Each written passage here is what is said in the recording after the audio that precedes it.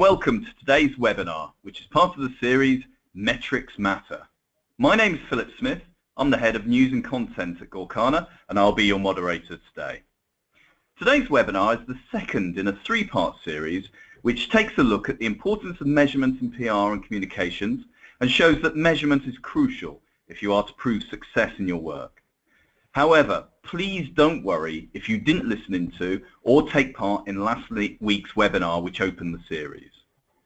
Not only should today's webinar make sense in its own right, but both the slides and the recording from the first webinar are available on YouTube at youtube.com/Gorkana Group.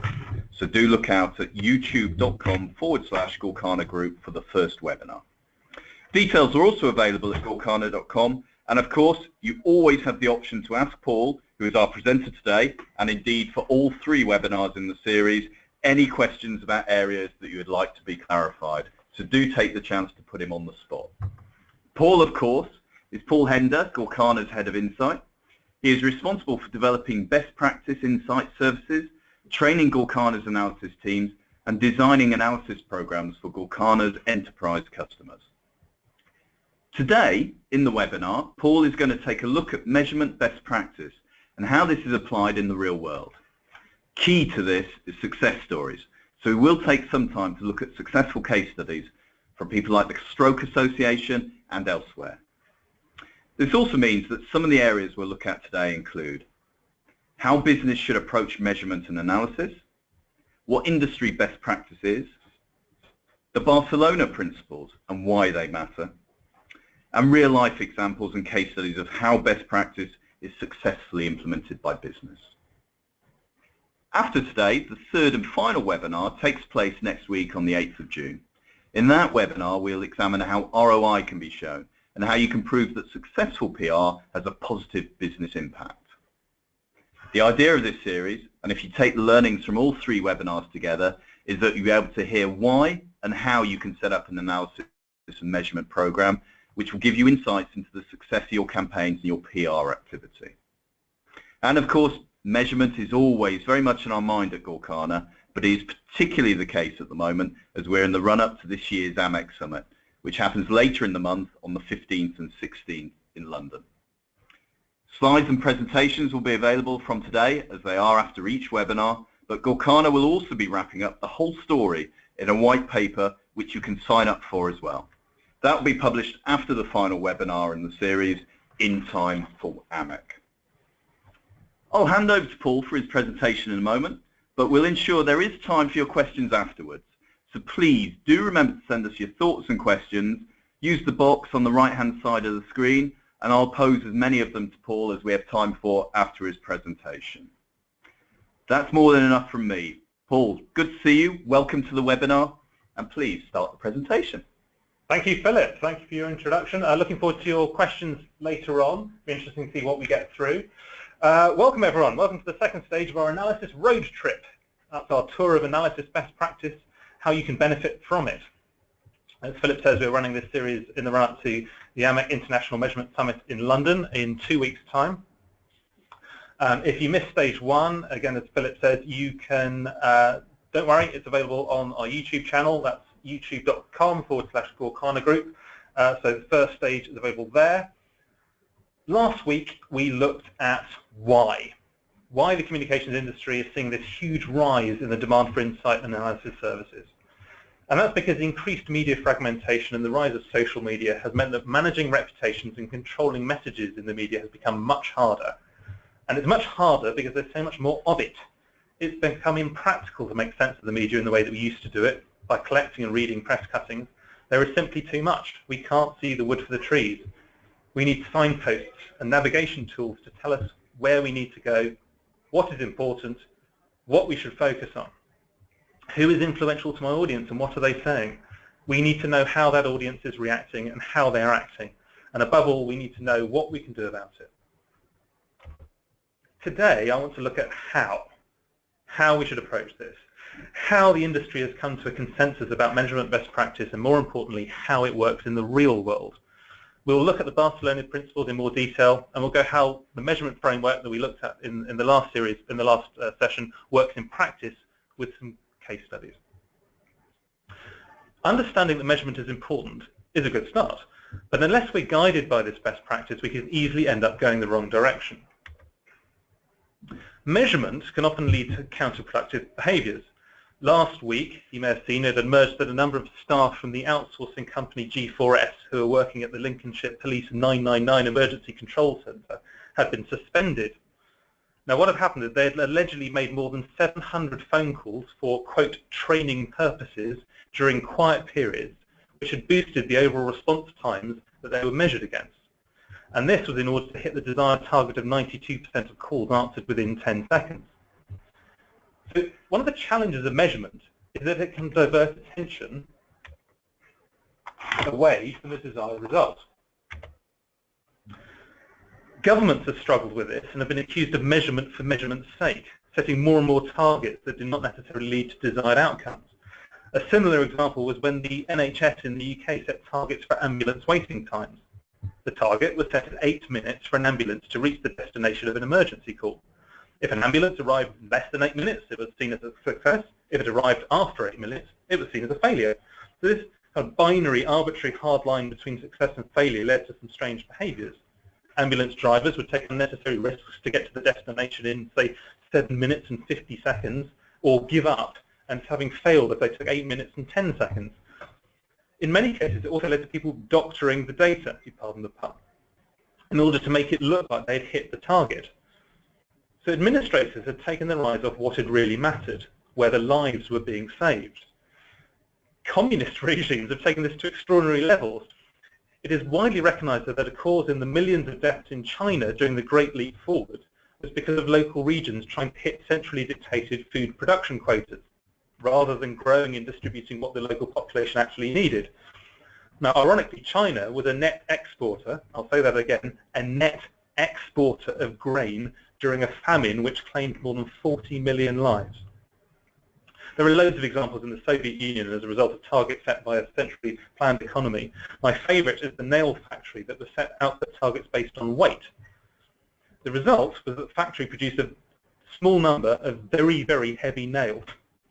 People didn't need massively heavy nails, so the target was changed to the amount of nails the factory had to produce. As a consequence, the nail factory produced a massive amount of only tiny nails, again, useless. The challenge is that measurement on its own is useless without understanding where you actually want to go. AMEC took this concept and baked it into the first of 7 principles launched at the International Measurement Summit in Barcelona in 2010. We mentioned the Barcelona Principles briefly last week, but it's worth looking at them in a bit more detail. The original Barcelona Principles were updated and relaunched during Measurement Month last year to reflect the changes to both the media landscape and communication best practice over the 5 years since they were originally launched. Despite these changes, the starting principle remains how important goal setting and measurement are to communication, and that how you should measure should be linked to your goals, what you ultimately want communications to achieve. One of the common traps with measurement, and it's a symptom of measurement for measurement's sake, is an over-dependence on 1 or 2 basic quantitative metrics, such as the volume of coverage, the number of impressions, or your advertising value equivalent, big numbers that sound impressive but don't give us a great deal of meaning or insight. Now, AMEC continues to discourage the use of AVs, stating that AVs are not the value of communication, and instead we'd recommend a balance of quantitative and qualitative metrics. You know, we may have generated a lot of coverage that has been positive. Has it delivered the messages we want to convey, and has it got through to our target audiences? It's getting this right balance of metrics rather than relying on one overall number that matters. On a road trip, you wouldn't want to drive a car that had just one dial, rather than a dashboard that conveyed the different types of information needed to keep the car going. You know, your speedometer, the fuel gauge, maybe your satellite navigation to tell you where you're going. And so your analysis should be based around a dashboard of the right quantitative and qualitative metrics chosen to get where you need to go. One of the big changes over the past 5 years is the increased integration across media channels, from PR to advertising to content generation across owned and shared platforms. Digital and social media has enabled much of this evolution, has introduced many more ways of recording data. But one of the challenges is that despite this integration, measurement itself often remains siloed. with inconsistent and often opaque metrics that don't seem to relate to each other. A new and important principle is the importance of consistency of measurement across media channels. And to support this, it's important for measurement to be consistent, transparent, and valid. But what is valid? This goes back to our measurement for measurement's sake point. Ultimately, it should be dictated by what our overall objectives are. Most PR and earned media communication is about stimulating media coverage, outputs, that will affect audience perception, attitudes, and behaviour, or outcomes. However, all too often, measurement begins and ends with measuring outputs without any understanding of how this has affected audience outcomes or has driven business results. So we might have launched a new iPhone, but have we got people to actually buy the iPhone? Has Apple generated more revenue, has made more profit as a result? Last week, we discussed how these principles can work in practice by developing a measurement framework. And that framework looked like this, where we begin on the left-hand side by asking what are the overall objectives of the organization, how the team's communications objectives support these organizational objectives. Then how these objectives translate into the tactics of the specific PR and communications activity. What does our PR plan look like? What campaigns are being planned? What are the events, the press releases, the interviews, the content that is going to be produced? In addition, what are the specific media channels and key influencers we want to target in order to reach our target audiences? Moving on, we then go on towards our output metrics. These are the metrics that measure the earned media coverage generated as a result of our activity. And as we've just discussed, we recommend a balance of different types of output metrics to establish this balanced dashboard view. We may have generated a lot of coverage, but what if that coverage was negative or off message or only featured our brand in a passing mention? It's important to balance the quantity of coverage with measures that indicate the quality. But in addition, we may have generated a lot of coverage that said all the right things. If it appeared in publications that were not read by our target audience, it won't have that much of an effect. Therefore, we recommend introducing a third category of metrics that indicate whether the media outputs have targeted our key audiences. So output leads on into outcomes. And audience and organization outcomes is the last piece of our framework. Has our campaign increased awareness about our product? Are people engaging with us? And ultimately, has it affected sales? What is the impact on our audience? And what is the impact on our business? Only when we've done this are we able to show whether we've achieved our objectives. And we've gained insights on what we can do to improve things next time. So let's illustrate how this works using a couple of examples. Well, first is the Stroke Association's Action on Stroke Month campaign, which won AMEC Awards for the Best Integrated Measurement and Best Measurement for a Not-for-Profit campaign at the most recent Measurement Summit. The Stroke Association's overall organisation objective is to prevent strokes and achieve life after stroke through providing services, campaigning, education and research. Many people don't realise this, but stroke is one of the biggest causes of death and disability, and yet gets much less attention and funding than comparable health concerns such as heart disease and cancer. Every year, the Stroke Association runs its Action on Stroke Month campaign to raise awareness of the condition and to recruit volunteers to help support victims and their families. Last year, the focus was on raising awareness of mini-stroke, which is often a precursor to major stroke, but frequently go ignored as people think they are just having a funny turn. Indeed, the heading of the overall campaign was not just a funny turn. BBC presenter Andrew Marr, a high-profile example of a stroke survivor, said, "I had 2 mini-strokes before going on to have a major stroke. I was one of the thousands of people who dismissed the warning signs. Simple ignorance." Approximately 10,000 recurrent strokes could be prevented every year in the UK if mini-strokes were treated in time. So a key objective of the Action on Stroke Month campaign was to raise awareness of the Stroke Association, of stroke itself and mini-stroke, to grow and engage the stroke volunteer community and to get people to contact the Stroke Association. Media relations was based on mainstream and social media engagement with a big focus on utilising that research that the Stroke Association had conducted on mini-strokes, as well as celebrity supporters such as Andrew Marr. The campaign would also dovetail with the Department of Health's FAST campaign highlighting the symptoms of stroke and mini-stroke. For outcome metrics, we had the balance of quantitative, qualitative and targeting metrics. Quantitative metrics were volumes in mainstream and social media, opportunities to see, sometimes known as impressions, and overall reach. Qualitative metrics focused on the sentiment of coverage, the delivery of messages, the presence of spokespeople, and calls to action, such as mentions of the helpline number and website address. And targeting messages were based around key influencers, journalists, and media channels, as well as the reach to specific audiences. To measure outcomes, we used our Gorkana Surveys research service to measure changes in awareness over the campaign. We measured social media engagement using our social media service, and we tracked website traffic, call center statistics, and the number of people who signed up as volunteers. So what were the results? Well, the vast majority of coverage is proactively generated, with spokespeople being a strong driver of positive content. Almost half of the strongly favourable coverage featured a key spokesperson. A significant amount of coverage featured a call to action, but mentions of the website significantly outnumbered those of the helpline number. This helped to focus resource as well as to plan for future campaigns. Do we want more emphasis on the website compared to the helpline number? 93% of our articles featured a lead or significant mention, and message delivery was very strong. 76% of coverage featured a key message, with thousands of people are dismissing the symptoms of mini-stroke being the most prominent. A key finding from the measurement of the previous year's campaign was that black and minority ethnic groups, also known as BMEs, were not as successfully reached as other target audiences.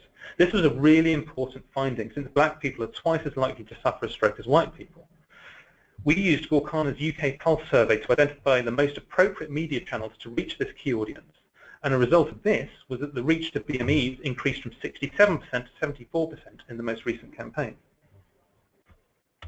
In terms of outcomes, awareness of the Stroke Association increased from 50% before the campaign to 62% afterwards, while awareness of mini-strokes increased from 58% to 69%. Furthermore, awareness of the symptoms of mini-strokes also increased significantly.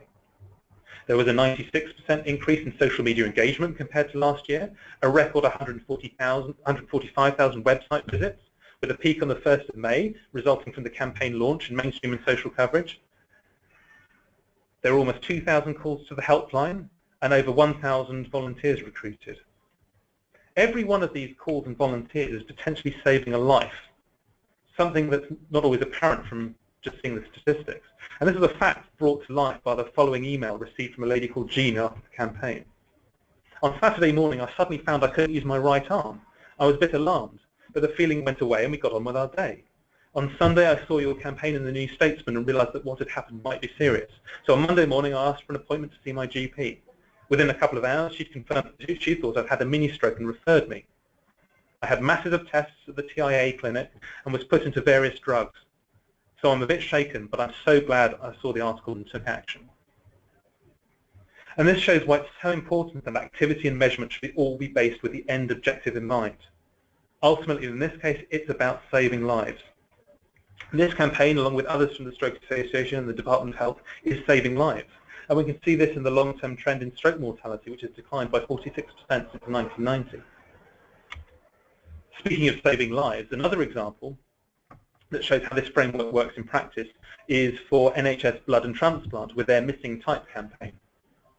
This campaign has been shortlisted for the best measurement of a public sector campaign and best use of integrated communication measurement and research at this year's AMEC Summit in London later in June. NHS Blood Transplant provide a range of services to the National Health Service that save and improve lives. The authority encourages people to donate organs, blood, stem cells and tissues and ensures that a safe and adequate supply of blood to hospitals in England and North Wales. But there is a challenge. NHS BT are struggling to recruit new donors.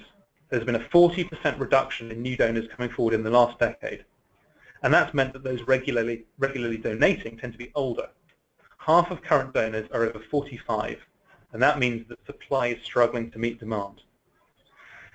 200,000 new volunteers are needed each year to help meet patient needs. Ethnic groups are a particular challenge. Black, Asian and minority ethnic people make up 14% of the eligible donor population, but only 5% have given blood in the last year. A key objective of the NHS BT Missing Type campaign was to recruit 40,000 new donors in a month, with a particular focus on raising awareness amongst young people and ethnic groups. The campaign aimed to raise public awareness of the decline in donor numbers. The campaign stimulated mainstream and social media activity by removing the letters representing the blood types A, O and B from recognisable place names and brands, including the Odeon Leicester Square, Waterstones in Trafalgar Square, and the street sign on Downing Street. In addition, NHS BT issued a series of press releases conveying the hard-hitting facts about blood donation and promoted a number of patient stories. When it came to measuring the media outputs, we again had a balance of quantitative, qualitative, and targeting metrics. Quantitative metrics included volume and overall reach. Qualitative metrics focused on message delivery, use of spokespeople, calls to action. Targeting metrics included key influencers, including supporting partner organisations such as Nando's, McDonald's, Transport for London, and the Met Office, and the reach of coverage to key audiences, including ethnic groups and 18 to 24-year-olds. Outcomes were measured through social media engagement, responses to calls to action, including website visitors, call centre calls, and specific activity on NHS BT's YouTube channel and Facebook page. And of course, the most important metric, the number of donors, particularly of young people and ethnic groups. In terms of results, mainstream media volume saw a threefold increase on last year's results, and there was a significant comment on social media with 19,000 mentions during the campaign month. Coverage was also sustained over many weeks compared to previous years. Message delivery was significantly stronger than last year. The message stating that new donors had decreased by 40% was delivered in 78% of content. It was important that people knew where to go to register as a blood donor. The website address featured prominently was the most frequently mentioned call to action. This resulted in more than 11,000 people visiting the website, of which 17% booked an appointment to give blood. Using website analytics, we were able to see where visitors had come from. 49% came from Facebook, with the majority using the mobile app. And this has been incredibly useful because feedback has been used to justify additional budget to optimize the website for mobile audiences. One of the key learnings we had was the use of regional media to highlight the people that were signing up in a particular area compared to last year. And this was an experimental tactic that hadn't been used before. But what we were able to show is that this had generated a strong response from the local media. So NHS BT has taken this learning and is employing this in subsequent campaigns. But ultimately, the main aim is to get people to donate blood. Registrations during the campaign period reached 47,000. That was more than twice as many as the previous year. While the total for the whole month was 57,000, which, if you think about our target, which is 40,000, means that we've easily beaten the target. Encouragingly, registrations for ethnic groups increased by 151%, while registrations for young adults more than doubled. We were able to show strong correlations between media coverage and registration, and this showed peaks of registration around key media activity, as you can see here, on the 5th and 8th of June. We're able to deep dive into this data to show additional correlations between coverage that reached key audiences of young people and ethnic groups and the resulting registrations of those audiences. So you can really see the power of measuring the right outputs and linking these with the audience outcomes against the backdrop of our overall objectives. But sometimes we get into problems in understanding exactly what contribution we have made to our ultimate goals. For NHS BT, for example, donating blood is relatively straightforward. You sign up, you give blood, we can measure that. Donating organs is a bit more problematic. If you think about it, you generally like to wait a while until you get to be able to donate your organs. So there's naturally a time lag between the activity and the ultimate outcome of saving lives. Similarly, if you think about it with stroke, it is generally around lifestyle and prevention. So it can be many years and many decades until we see the genuine results in lives saved. We know that stroke mortality has declined by 40% since 1990, but it's difficult to say exactly what campaign contributed what to this ultimate outcome. As we see more integrated communication across paid, earned, shared, and owned media channels, it further becomes harder to understand the relative contribution of each of these channels, and yet there is ongoing pressure to be able to demonstrate the ROI. And this is what I really want to focus on in our final stage. Next week we'll look at so what. So what have we learned so far? But importantly, so what is the impact on our organisation? So what is our return on investment? So I hope you'll join us for that final session next week, and I hope you found the two sessions useful so far. A reminder that if you missed stage one, it's available on our YouTube channel. That's youtube.com/Gorkana Group. Hopefully this webinar will be published later today, so you'll be able to get both on the YouTube channel. So I will now hand back to Philip, who hopefully has been fielding your questions as they've come through. Philip, over to you. Great. Thank you, Paul. And yes, I can see your questions are coming in, but please do send them in. We've got a good 10 minutes here to answer them, so please do use the box on the right-hand side of your screen to send in those questions. Before I tackle some of the audience questions, Paul, I wanted to ask you something. You're very keen to stress the balance between qualitative, quantitative, and the sort of the target audience when you're looking at the outputs of a campaign. How do you achieve that balance? Is it just simply making sure that you're ticking each of those three boxes, or is there actually a little bit more sort of balance behind that? How do you achieve it? I think there's two parts to that. I think the first part is linking back to the objectives of what you're trying to do. And actually, if you do that and you follow through both from what you're trying to achieve from a strategic point of view, but also how that translates into tactics. So what are the actual activities that you're trying to do to actually generate the content in the first place? Quite naturally, you will end up with a balance of qualitative and quantitative metrics. Having said that, this idea of actually getting people to choose or prioritize metrics that go into each of those three buckets of quantitative, qualitative, and targeting is actually a more recent thing that I've been trying to push with clients. And I think it's just, from my own perspective, it's just very useful for me to make sure that it helps get the balance right. It's kind of this dashboard approach of making sure that we have all the right information to drive our car in the right direction. And with that, you also stressed that, and we all are seduced by big numbers, you stressed how quantitative data can sometimes overwhelm qualitative, but I could see it happening the other way. You've got two very powerful examples there with the Stroke Association and the NHS Blood Transfusion. Particularly when you showed that example of someone who'd seen a particular article, I think it was in the New Statesman, and reacted to it. I could also see the qualitative data overwhelming the quantitative, saying, well, look, here's 3 or 4 good examples, let's forget about the rest of it. Do you see that tension as well, that people push the other way? Yeah, I see there's a natural tension, but I think it's good that there is a tension, because that, again, comes back to this idea you're probably going to end up with a balance. I mean, there are a number of clients that I've seen where, before they've done measurement, they generally go down the qualitative route, which is that they get the coverage that they generated, or they get a response from people in the public, or their audience that's responded to it, and that's their evidence points. Look at this coverage we got on the front page of the Guardian, and it's quite qualitative. It sort of paints the picture. You then have this scenario where you go the opposite way and say, well, our AVE is worth such and such, and that doesn't paint much of a picture either. So invariably, I think the whole theme of all 3 of these webinars is coming back to, you need to paint a picture of what's going on. It's almost like doing a jigsaw. You want the different pieces of the jigsaw coming together, and they all interlock, and it's only by putting them all together to actually get a view about what you're actually trying to look at. And it sounds like you should decide on what the priorities might be, or the balance, before you're swayed by the findings. So you've got to... and actually that's a really good point, because I think the idea of the framework, I think one of the dangers of the framework is you do it retrospectively. So you almost retrofit the framework to fit what you have done, whereas it's actually much more beneficial to use the framework as a planning tool to say, well, this is how we're going to measure it, this is what we want to achieve. You then translate that into the activity, and then you bring it back again.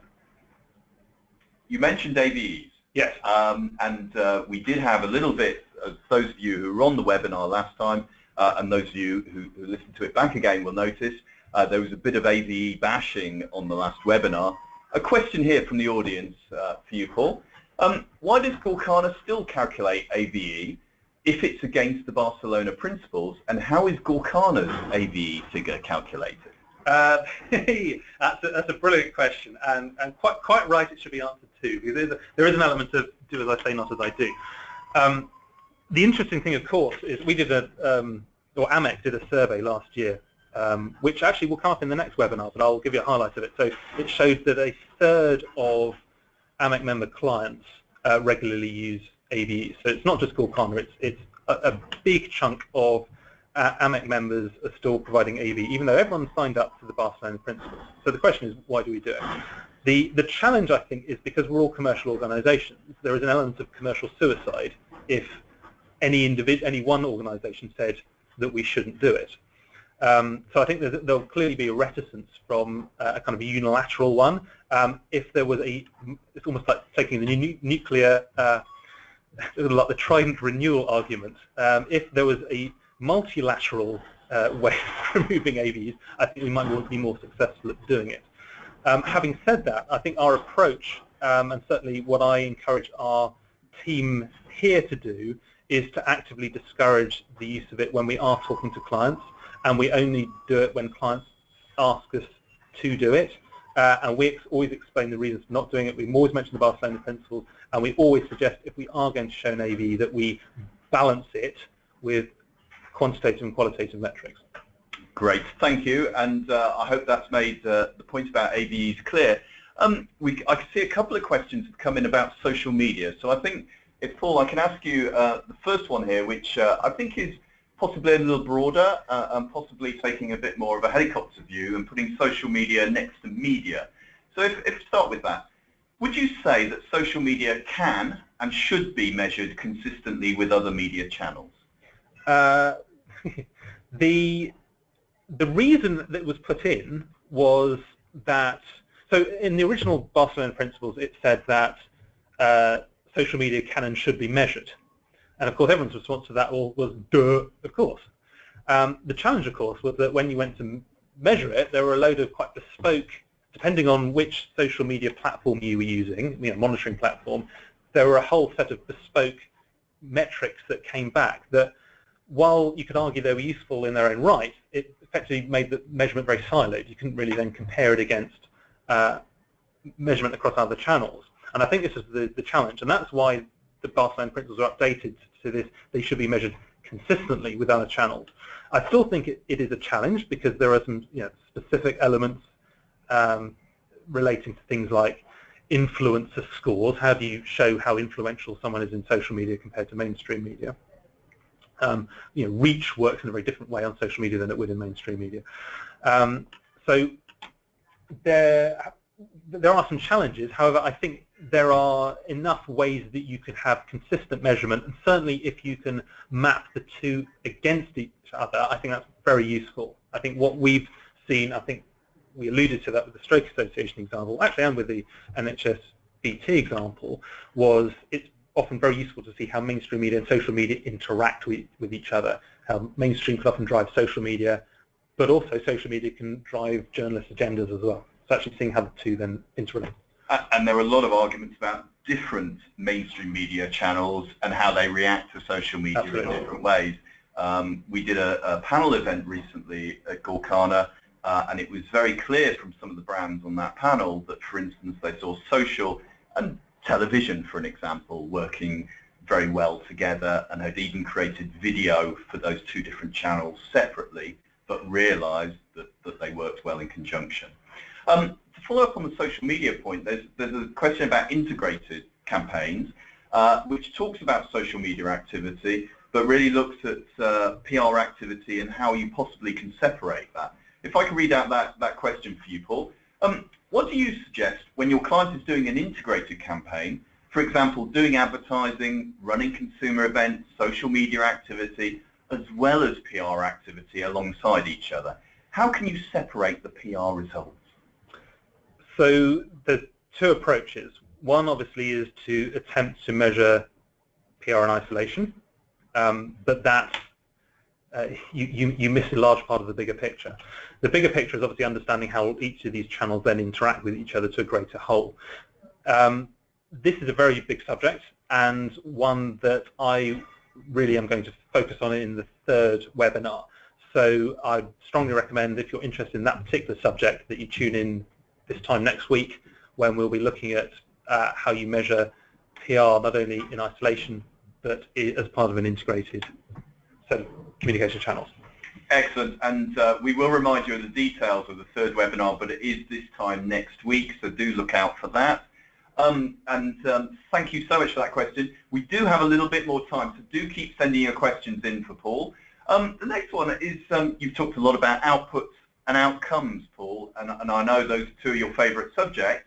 The question here is, would you say it is important to measure inputs? So input, yes. So one of the challenges with inputs is if you ask a series of different people what inputs actually means, you get a series of different answers. Now, and therefore I don't know entirely what you mean by inputs. Now, one definition of inputs is it's the activity itself. So in other words, this is what I'm putting into the system, if you like, and the outputs are what the journalist or influencer writes. Now, under that definition, that's where, in the measurement framework, that's where you put all the activity. So, absolutely, because I think it's really important that you have the inputs in terms of the activity relating to the outputs in terms of what then came out. I think the follow-up is such as a press release. So I think part of the input is press releases that you may be issuing. Absolutely. So, and I think this is really important because it's often very important to be able to show how your proactive activity has then related to specific outcomes. So one of the things we often do with clients is to isolate, measure all of the coverage, but then to look specifically at proactive activity to the extent of even drilling down into specific campaigns, but even specific press releases as well, and then seeing the outputs and outcomes generated as a result of those specific activities. That's really important because then you can fine-tune how those activities then work. Excellent, and we've had a very nice, polite thank you for answering that question. Thank you, Amy. Thank you, Paul. This is a question about integrated evaluations, and this is someone who says, I'm a client of Gorkana, and thank you very much for that. One of our key publications is Business Green, which does not allow monitoring companies to provide clients with clippings. How can this be included in an integrated evaluation? It's really, really important point. If anyone saw the first webinar that I did last week, we talked about the measurement process itself and how important it was that sourcing was done right, because if you don't source the right content, then the measurement is always compromised. So there's always challenges in terms of sourcing the content and making sure that you've got the right breadth of coverage. Now, you're very right that there are some publications that it's very difficult to actually see whether you've actually got coverage or not. If you do know that you've got coverage in certain places but you can't actually get hold of the content, then a workaround is to at least acknowledge that you've got coverage in those areas. You might not be able to understand the kind of full kind of qualitative mix of, was it positive or did it deliver the right messages, but at least you know if it was there. Again, it's back to this jigsaw puzzle. It is a piece of the jigsaw puzzle that you might as well put in if you know that information is correct. We've had a request here for a little bit of repetition, and what I would say is this afternoon, as Paul said, the webinar will be available again. You will be able to find that on YouTube, and we will make sure that that's very obviously available. I still will ask the question actually because it's about a very interesting point from the NHS blood transfusion campaign about regional media. And the question is, well, it's a bit of a confession, but it is, I missed a bit about the learning from regional media for the NHS BT campaign. Can this be repeated? And correct me if I'm wrong, Paul, but this was about how there was some traction with regional media in that campaign, and there was seen as some local impact in terms of people donating blood and so on. Yeah, I think this is a big thing for a lot of our government and charity clients, where a lot of the activity is regionally focused, and it's a big opportunity to get through to very localized audiences. So it's often very tactically useful to be able to know if you've done a certain piece of activity in a certain area, the results of doing that. In NHS BT's case, it was by understanding whether donors in a local area, the number of donations this year had increased from last year, which creates obviously a nice local angle that local journalists would be interested in, and it's something that local readers would be interested in, and almost creates a bit of a community feel, was actually beneficial all round.